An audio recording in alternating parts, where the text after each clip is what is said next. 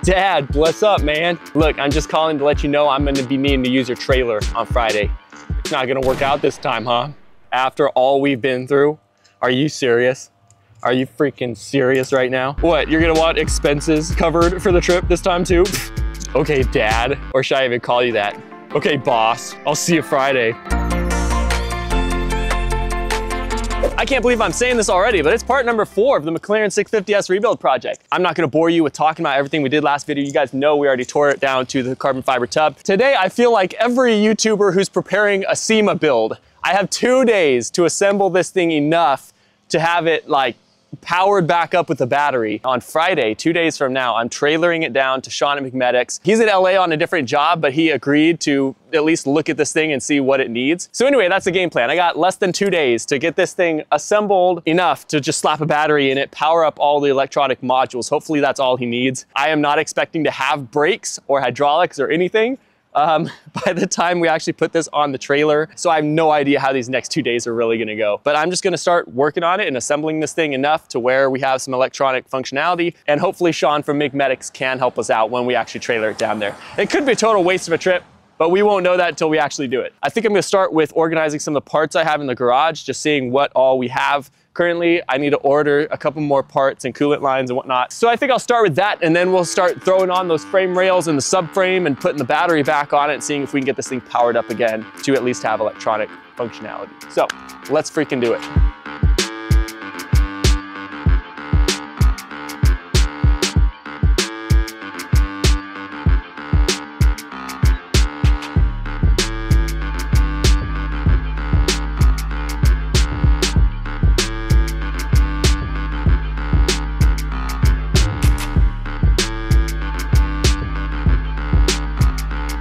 I consolidated all the parts I have into about half the boxes. We have a few coolant lines and stuff in here. Fender liners, a couple of those. Also got the full like body kit, side panels for this thing. I don't have the fenders or the bumper in yet. Hopefully that comes soon. One thing I also got in that I'm definitely gonna have to test at some point soon is the color match. Unfortunately, I can't find anybody that actually sells professional quarts or gallons of this paint for me to spray in an actual paint gun. But they do sell aerosol cans, so I can always primer with a professional paint gun and then spray the color coat with a rattle can and then do a professional spray clear coat over it.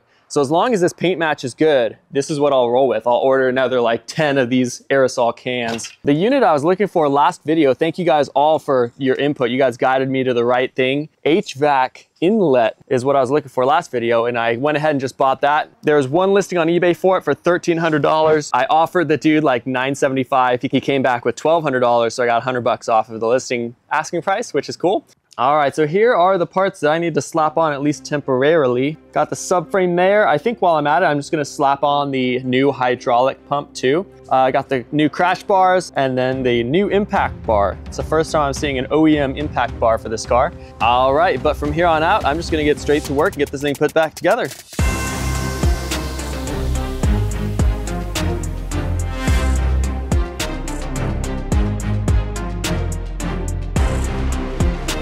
At this moment, I was really excited to see some of the new structural parts go on. In anticipation of permanently installing the subframe, I swapped all the hardware to the new one and started putting it back on the car. This definitely wasn't a one-man job if you don't have the right tools. If I had a flat top hydraulic lift I could have set it on and jacked it up into place with, this would have been easy, but I didn't want to spend $400 on one. Well, it turns out the 12C subframe is definitely not swappable with the 650S. Are you serious? The bolt sizes are all different.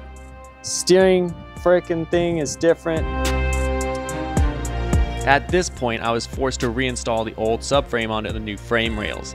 Unfortunate because the new steering rack wouldn't actually bolt onto the old subframe, which meant both front tires wouldn't be linked and they just flop around independently. But I did link them with a ratchet strap just so they were limited in the outward rotation, just to make it a little easier trying to load this onto the trailer later.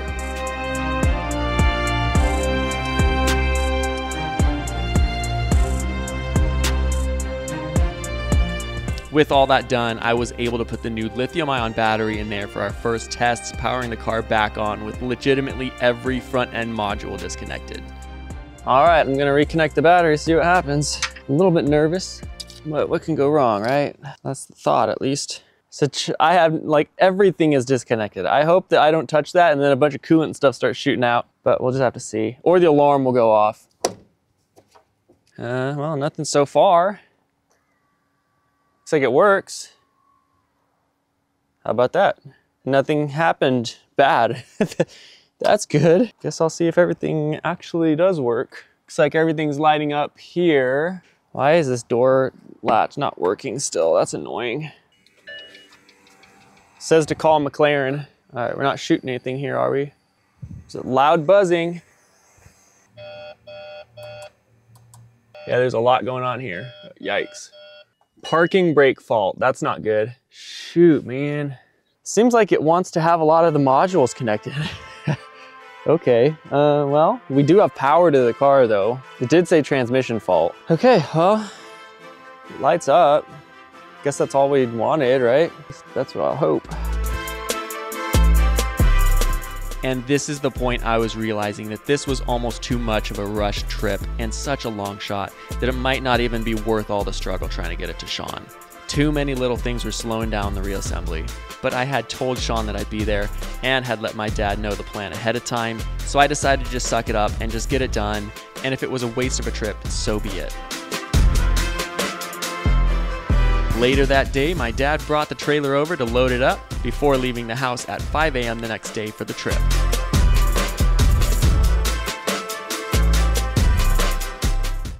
Too far. Oh no.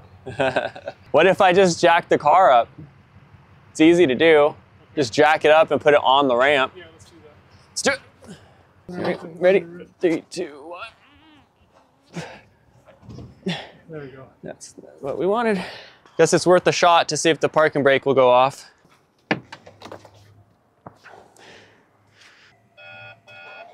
Oh, hello. Oh, frickin' gosh dang. Parking brake goes off.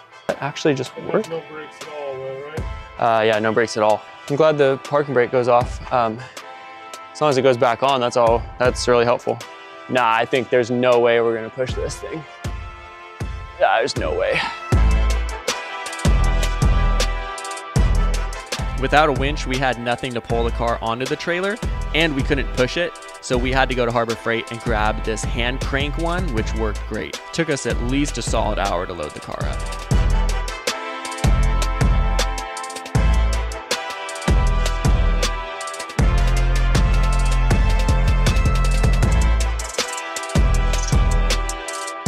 We did it fishing in Alaska. You could take a truck and pull on another truck. You know, the knot will not give, but it will also be easy to untie. So you just tie it around.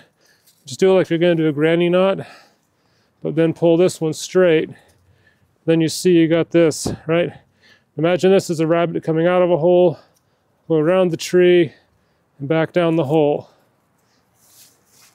And that thing will not ever give. And then when you want to untie it, all you do is you just take, this is what you've been pulling on for all day. Just fold that over, and this goes over the top of it. And you can untie it. It'll never get too tight to untie.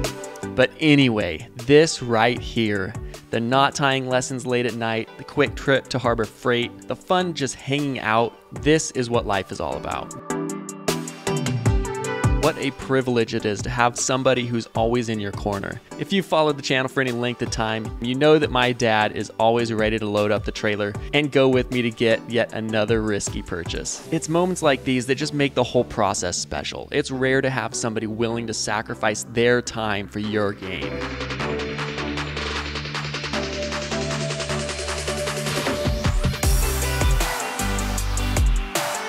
So we hit the road at 5 a.m. to make the 5-hour trip to Chino, California. At this point, I was feeling a lot more optimistic and knew that whatever happens, happens. I was just there for the adventure of it now, and if the car actually got fixed, that would be great too.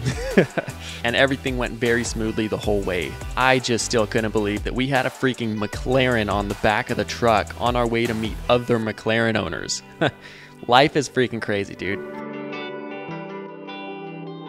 As we were pulling into WR Technica, the shop that we were meeting Sean at, we had no idea what to expect. What the people would be like, how trustworthy Sean even is, how much he'd charge us, if he could even work on the car at all. But pulling into WR Technica's parking lot and the first introduction to Sean took all that nervousness away. I knew it was gonna be a good day. and it said MP412C on auxiliary switch packs. That switch operate though like before where it says MP412C. Yeah, that one. That's.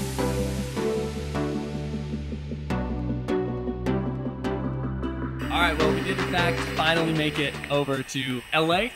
WR Technica is the place we're meeting Sean at. Sean's working on the car right now. He's just doing all the different module stuff. I thought it was the car reverted back to right-hand drive like the dealership told me it did. He's saying that's not the case. It actually registered as like a USA allotment. So anyway, I'll bring you guys back when we have a little bit more. At this stage, it's really just diagnosing stuff and seeing what the actual condition is. Doors. You have a picture. Your tow button works now. Does it? No way.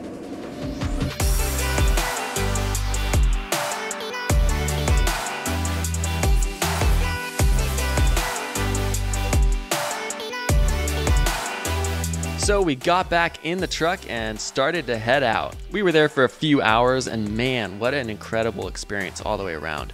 Thanks a ton, Sean, and thank you, Will, for hosting at your shop. A place and people I'll never forget. It's funny how small the garage feels after being inside such a big and thriving shop only hours before and talking to people that have such big things going on. But my little garage feels like home, and it's a true blessing to have. I'll be on that level one day. By the time we got home from the trip, we were both too exhausted to unload the car, which was perfect because I needed time to organize the garage anyway. Ideally, we'd put the car in there for the rest of the build.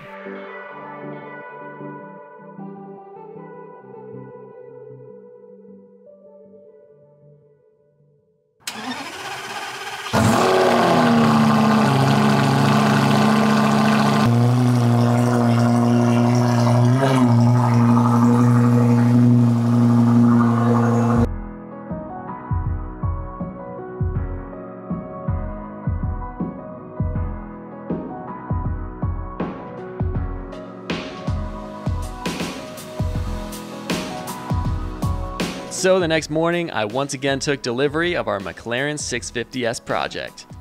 It has come a long way already, but it has a long way to go yet.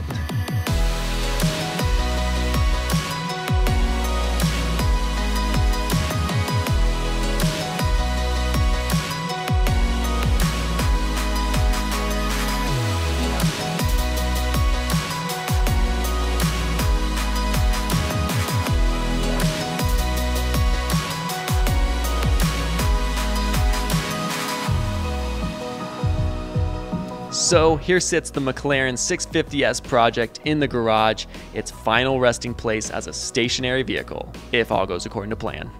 While it is still in rough shape, it's only repairs from here on out, and we now have a realistic game plan for the rest of the build now that we know its actual condition and what we need to get it back on the road.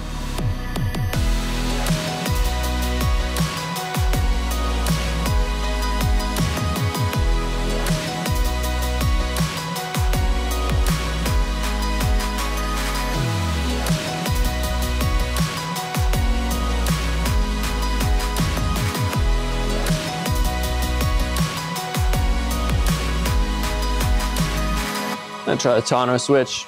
ESC fault, airbag transmission, no control at all, low fuel. That's what's wrong. Wow, there's a lot of codes on this thing right now. Yeah, all right, it ain't gonna work. That was worth a shot. What a long time coming getting this thing in the garage. Whew. When we took delivery of the car originally, there was only that place that I could put it really. I didn't know the condition that it was gonna be in, so if we put it in the garage, it would have bottlenecked this entire production in here. But anyway, let's talk about the trip to LA. It was an amazing trip all the way around. Just the weather was perfect. The people down there were great. Very cool cars there. We met Sean at WR Technica. Very cool experience. The owner of the shop, Will, was a fantastic guy. I really enjoyed talking to him, looking at some of the cars that he had in the shop. He just kind of showed us around a little bit. Sean was fantastic. He was a pleasure to talk to, and he's incredible at what he does. So anyway, what Sean found out, the bottom line, there was a lot of little things we looked into that didn't really come to much. What I thought the problem was, and what I was told by the dealership themselves, was that the car sat without power for so long that it reverted back to a right-hand drive vehicle because it's based in the UK. All the modules defaulted back to a right-hand drive vehicle. So the left side modules that I needed to open the engine bay did not work. That's what I was told. Right when Sean plugged in, he immediately said, well, it's not that. It was a USA allotment, and Sean actually reverted it back to a right-hand drive. We restarted the car, reverted it back to a left-hand drive just to rule out that that was actually the problem. Because I heard that straight from the dealership. So I figure they would be the credible source to know what's wrong with the symptoms I have. Turns out they did not know what they're talking about. But anyway, the bottom line, what Sean figured out why the tonneau switch does not open the engine bay and why we can't get that open is a probability of two things. There's just so many wires broken that all the systems communicate with each other, and because some are probably offline due to broken wires and whatnot, the ECU isn't reading it, and it's just a big looped system. And somewhere in the loop it's broken, and so that particular button doesn't actually do anything anymore. The other possibility he said, and maybe it's one and the same thing really, is that there's so many codes on the ECU right now that when you push the button it's timing out and it can't really, I don't know exactly how to explain it, but it can't really process the request fast enough, and it just times out and doesn't pop the engine bay. Basically, the bottom line is just we have to fix the car first, and then the engine bay should work. The software is and has always been functioning as it should. When January rolled around, I personally didn't even think we were going to actually make the trip to LA and meet Sean. It just seemed like such a stretch because the whole thing was disassembled. I had to put a lot back together just to put a battery in it. And I figured just putting a battery in it with so many systems offline, it might not even work anyways. But I was like, we just gotta do this. It's the best chance and the earliest chance I'll have to see if somebody can figure out what's actually wrong with this thing. It's either I take it down to Sean and hopefully just pray that he can figure out what's going on, or just keep hoping that the car is not completely effed and tow it up to San Francisco later. So I decided I'm just gonna slap a battery in it, take it down to Sean, and just pray that he can work some freaking magic on this thing and find out what's wrong. And he was an amazing guy, and it was an amazing trip. I am so glad we actually made the trip down there. It was all around just a very encouraging and very uplifting time. At this point, it's really just a matter of repairing the car and actually plugging in all the modules that it needs on the front end, repairing the wiring harness, and installing all of the connectors that it needs. At that point, Sean suspects, and I suspect, that it will work just fine, and the tonneau switch will open the engine bay because there's less for the ECU to think about. And if we repair the car and it still doesn't work, we can diagnose at that point, but at least the car is fixed. And then we can figure out what the actual problem is after that. But yeah, anyway, that's the bottom line. The car is actually working as it should. Anyway, one last thing in this video, let's get a paint sample done, see if it'll actually match the rest of the Inferno red of this McLaren. Let's do it. I figure I'd just show you guys while I'm doing it. I'm gonna close the door here. Soft close on this side works just fine. And then it rolls the window up as it's supposed to. I do need to repair this weather strip, but it works just as it should. And then what Sean found out on this side is, listen to this. Can barely even hear it. The latch is going out. So I'm gonna be repairing a freaking door latch on this side. All right, let's move on really quick to seeing if this paint is actually a good match or not. Scratches Happen is the only people I could find that was selling some form of a sprayable touch-up paint. This is the Volcano Red 4322. And while I was doing this, I got a very anticipated call. But they haven't started unloading it. I'm curious, do you know what kind of delivery it is? How many items is in the delivery? Let me see if it tells me. I'll look at the bill rating. Awesome. Okay, so let's see. It says it's a bumper. Yeah, so that's a pretty big package. I guess Friday's totally fine. We'll just schedule it for that. We got freaking body kits on the way, dude. I've gotten a couple calls of like deliveries and schedule, you know, signature required for this day, whatever. I've been expecting the bumper for so long. And every time it wasn't the bumper, I was always so disappointed. You guys just heard it. There's a bumper out for delivery. It's in Sacramento right now, scheduled for Friday. Hopefully by bumper, they also mean bumper and fenders.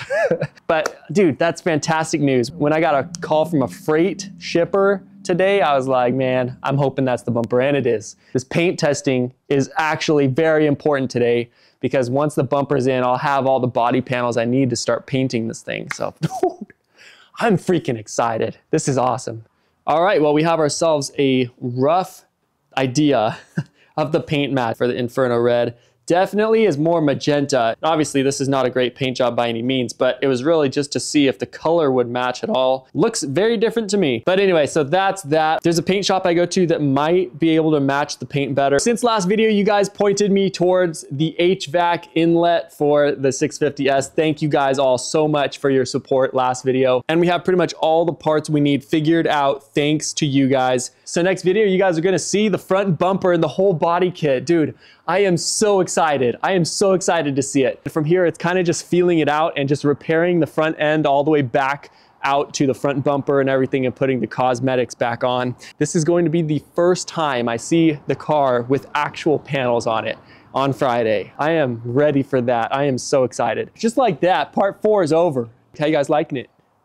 Guys feeling good? You guys liking what you see? Next video, we're gonna be seeing a lot of cool stuff, so stick around. When all the mechanical damage on the front end is repaired, we're gonna jump into the interior, get some airbags replaced. Got some new door cards to slap in. We'll probably do that next video too. Yeah, anyway, I hope you guys are having a good day, and if you're not having a good day, hopefully it gets a lot better for you. I'm on your side. I'm here for you, okay? Just shoot me an email if you need me.